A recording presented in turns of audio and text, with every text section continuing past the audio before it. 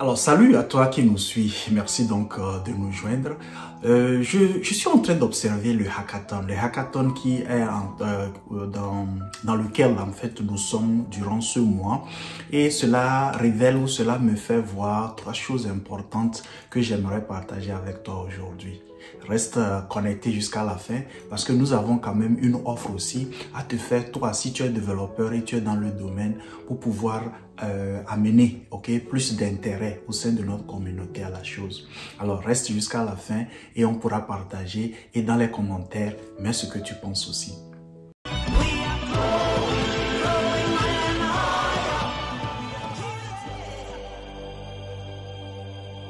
Alors, salut! Le hackathon, D'une façon générale, ce n'est pas une nouveauté créée par la communauté Pi Network. De façon générale, pour éviter donc à avoir à créer tous les utilitaires, pour éviter à avoir à créer en fait toutes les plateformes, bien les applications qui seront utilisées. C'est toujours intéressant donc de lancer ces défis-là ou de lancer donc ces compétitions, d'accord, au niveau des développeurs. Donc pour intégrer, d'accord, pour avoir un intérêt donc des développeurs qui ne sont même pas dans la communauté, présenter en fait leur génie, présenter aussi leurs idées donc au niveau donc de l'équipe centrale de programmeurs qui pourront donc les soutenir. Alors, en observant, ceci est le second au sein de notre communauté, au sein donc de ce projet collectif Pi Network. En observant, c'est assez intéressant. Alors, la première chose que je voulais mentionner, c'est assez intéressant de voir le nombre de participants. Actuellement, pour celui qui est en cours pour 2023, il y en a plus de 5300 participants. Ça seul te dit beaucoup à propos donc de l'intérêt qu'il y a donc derrière la chose. Plus de 5300.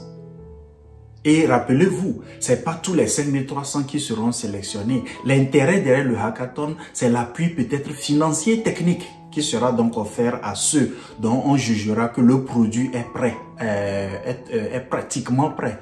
Donc pour usage, 5300.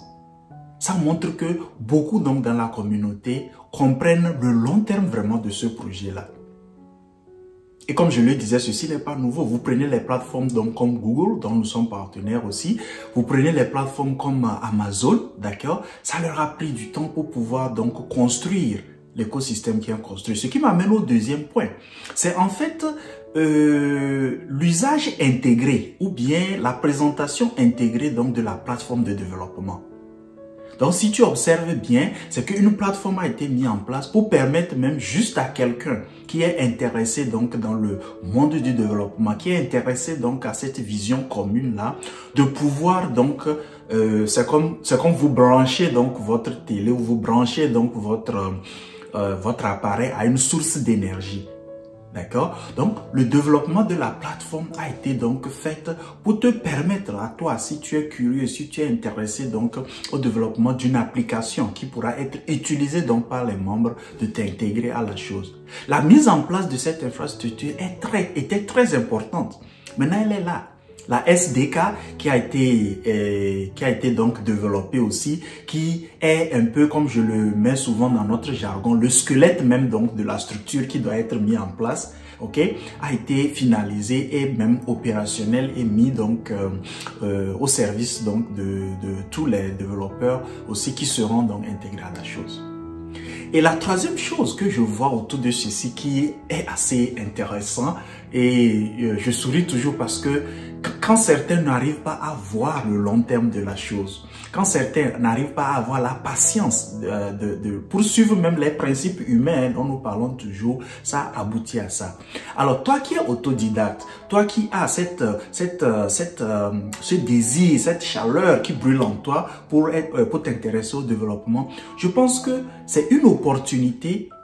Si tu regardes au niveau donc de Pi Browser, d'accord, c'est une opportunité d'aller apprendre. Et je motive, je pense que je t'invite quoi, d'accord. Si c'est le cas pour toi, d'aller regarder dans Pi Browser, tu vas regarder l'app sur donc des développeurs. D'accord? Tu intègres, enregistre-toi si tu as un produit déjà qui est fonctionnel et tu veux l'améliorer et tout. Et une fois que tu intègres maintenant, tu peux joindre même le chat des développeurs pour mieux en prendre. Donc pour ceux qui sont donc autodidactes qui veulent apprendre. Donc la plateforme est là, accessible à tout le monde. Alors j'ai voulu juste partager ces éléments quand même assez intéressants. Dis-nous ce que tu penses en fait de l'évolution des hackathons et de ce que tu vois. Alors maintenant vient notre proposition. Pour toi qui es là, qui nous écoute aujourd'hui et qui a un produit, qui a donc une application que tu voudrais présenter, nous sommes ouverts. Mets donc dans les commentaires de cette vidéo, mets ton email, on va te joindre pour qu'on puisse t'inviter dans nos lives et nous allons donc plus élaborer pour donner visibilité donc à ce que tu es en train de faire. Merci de nous suivre, je te retrouve dans une autre vidéo.